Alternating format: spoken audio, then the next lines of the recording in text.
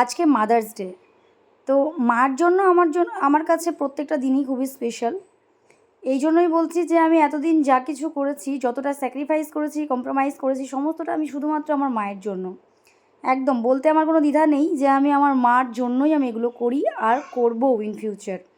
আর এটা দিনটা স্পেশাল, তাই এই যে ভিডিওটা দেখতে পাচ্ছেন, আমি এই ভিডিওর সাথেই আমি আমার ভয়েসটা দিচ্ছি। কারণ এই ভিডিওটা যে দেখতে পাচ্ছেন, যে দেখাশোনার দিন, মানে যেদিন পাকা কথা হয় বিয়ের, সেদিন যে রান্নাগুলো করেছিল সেটা আমার প্রত্যেকটা রান্না করেছিল আমার মা। হ্যাঁ, তো এই যে ভিডিওটা, অনেক ভিডিও দেখেছেন, এই ভিডিওটা শেয়ার করা হয়নি, কারণ আমি ভিডিওটা ভেবেছিলাম যে সুন্দর একটা ভয়েস দিয়ে ভিডিও করে তবে আমি আপলোড দেব। তো এই এত কিছুর যে আয়োজন, এই আয়োজনের সবথেকে যেই মূল বিষয়টা ছিল সেটা হচ্ছে আমার মাই করেছিল। এই রান্নাগুলো প্রত্যেকটা রান্না মা করেছিল।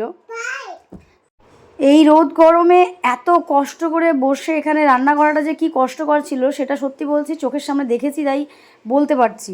হ্যাঁ, এই প্রত্যেকটা রান্না, এত কিছু রান্না, কত রকমের ভাজা হয়েছিল, মোচার তরকারি হয়েছিল, ডাল হয়েছিল, 2 রকমের মাছ হয়েছিল, চাটনি, হ্যাঁ সমস্ত কিছু, মানে যা কিছু সবটা মা করেছিল। শুধুমাত্র বাটার পনিরটা করেছিল হচ্ছে বৌদি।